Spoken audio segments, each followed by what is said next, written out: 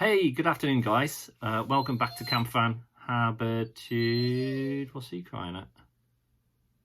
Perhaps he doesn't like my intro.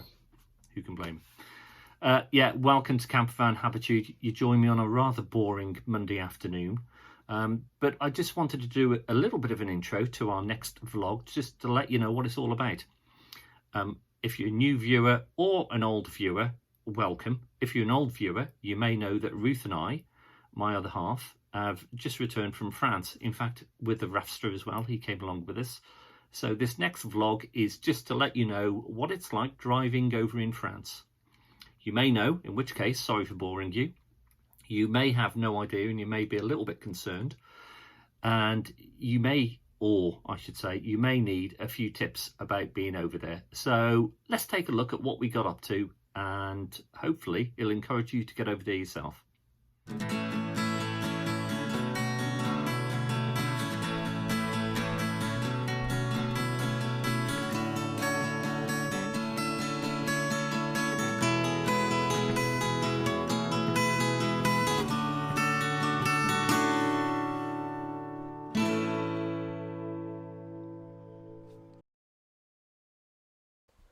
Okay, before we even get going, have you applied for an air critique sticker? This just notifies local authorities of the emissions that your car or your vehicle produces. It's something that you can apply for online. Now, this was the site that I used. I was charged around £3.50 that is, for the application. You will also need to provide a copy of your V5 too, which you will need to scan and forward with the application. Now, I tend to use Google Maps to navigate around France. I find that the app is quite accurate and it also alerts me to the speed limit in that area. Now, I'm not entirely sure if this is permitted, but I do know that speed camera alerts are not. If you don't disable the speed limit camera alert function on your sat-nav, you may be liable to a €1,500 fine. Now, that's a pretty hefty fine, so I'd be pretty careful with Google Maps. Right, we're off.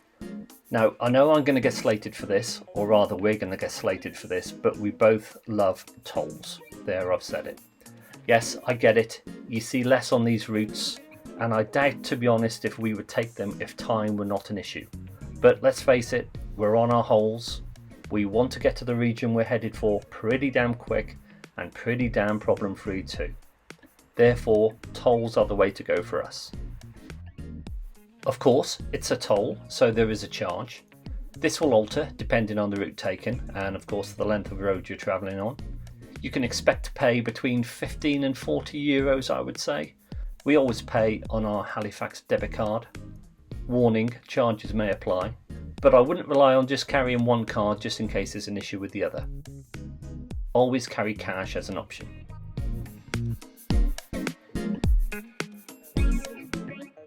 French airs are dotted up and down the auto routes and I absolutely love them.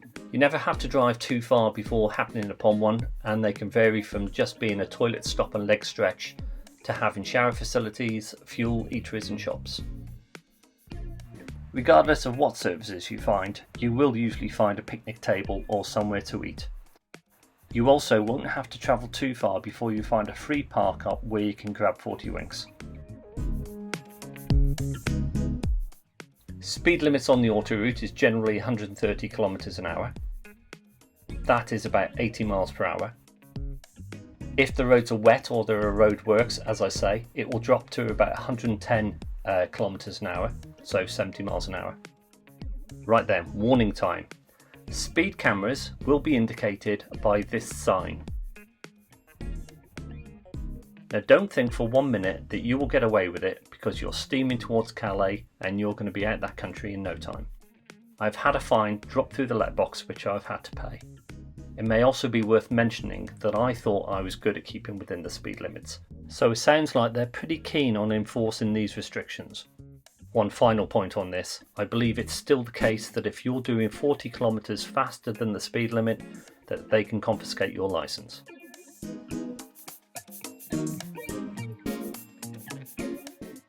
I know what you're thinking.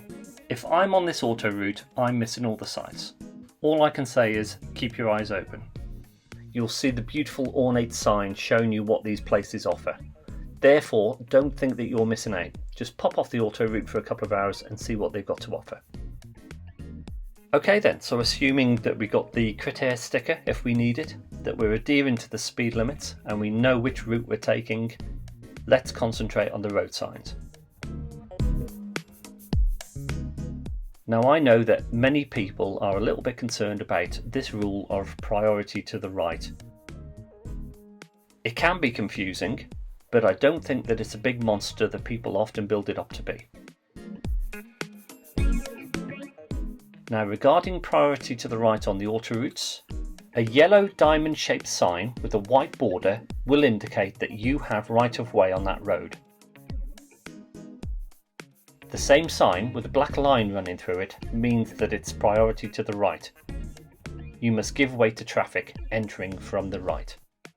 If you're travelling on an autoroute, it will generally be your right of way, which is possibly why you don't see too many of these signs on this stretch of road. But just bear in mind that these roads will often merge with busy city roads. Any unmarked intersections, priority is given to those coming from the right unless otherwise stated, i.e. from the yellow signs. It's more likely that you're going to have to give way when you're driving on the smaller roads rather than these large autoroutes.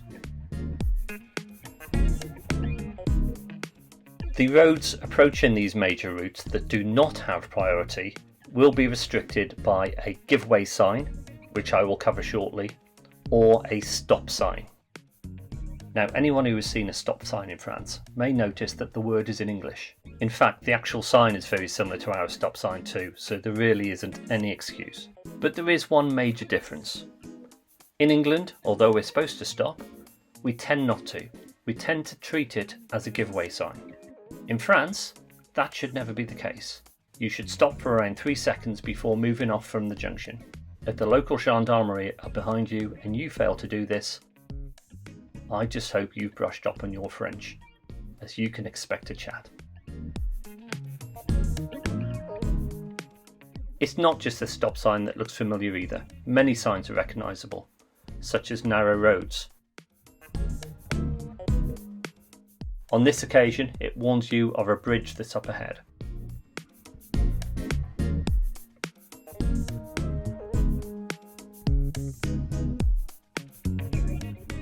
Other similar signs include no left or right turn,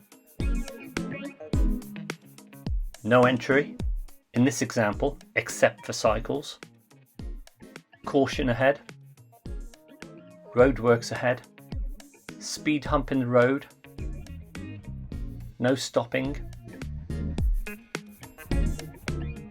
parking, pedestrian crossing. It goes on. With regard to crossings, I often hear that French pedestrian crossings are not adhered to. To be honest, I've never found that to be the case. Okay, granted, on occasion you may have a car that fails to give way, but that's the same wherever you go. Most towns and villages are clearly signposted as you enter. You will be left in no doubt that you're leaving that small town or village because the same name will be displayed on a sign with a black line struck through it. The speed limit will then generally rise from 20 or 30 miles an hour to around 50 or 60 miles an hour. Be mindful, occasionally you may have to slow for another pedestrian crossing as you leave the village, but this should be well signposted before you get to the crossing. With that in mind, don't head out of the village like you're on the starting grid at Brands Hatch. Another familiar warning indicator is the digital sign that displays the speed you are travelling at. The green flashing sign indicates that I'm travelling within the speed limit. If, on the other hand, it is flashing red, Ruth is likely to be driving. Okay, as promised, giveaway triangles. An upside down red triangle with a white centre means you're approaching a junction or somewhere where you have to give way to the left. Of course, this includes traffic roundabouts. And that leads me on to that very topic. Now I have to say, large or small, there is nothing to fear about the French roundabout. Clear signs will show you which way to head. A give-way triangle will remind you to give way to traffic approaching from the left. Arrows showing you which direction you need to be travelling around that roundabout will also be displayed on the roundabout.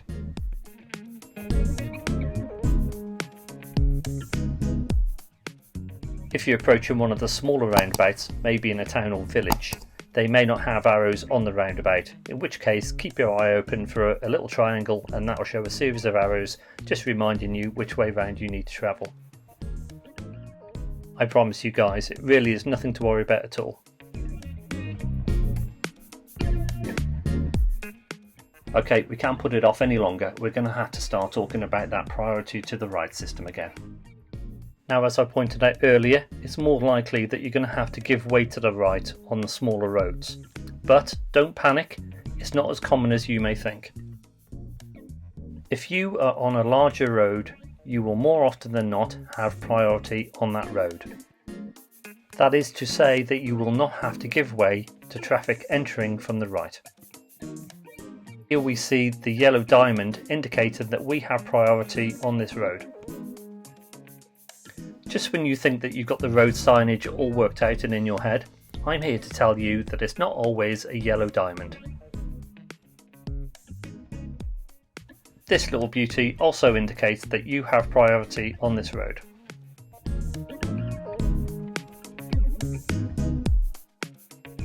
You'll see that we pass a number of junctions that have solid white lines telling the drivers to stop because they do not have right of way, and those junctions will also be protected by a stop sign.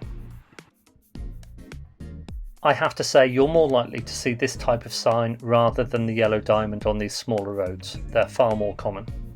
If it is not your right of way, a red triangle with a white centre and a black cross within will indicate that you're approaching a junction that does not give you priority, so you must slow and give way. I'm afraid these roads are so few and far between, particularly where I was, that I don't even have an example. You will notice whilst driving through France too that there are loads of scooters and there are loads of cyclists. Signs in towns, villages and country roads will tell you to keep a safe distance, that distance being 1.5 metres. Please try and follow this rule, you could be passing me on my Brompton. So, tips for driving in France. Make sure that you have your Critère sticker so you can visit all the cities. Plan your trip and use the autoroutes to cover distance effectively. Have bank cards and cash for the tolls so you don't get stuck. Use the airs, they are fantastic. Don't speed, it's a costly business. Regardless of the signs, be vigilant. There may be someone up ahead who understands the signs less than you do. And finally, enjoy the driving. Sometimes the journey is better than the destination.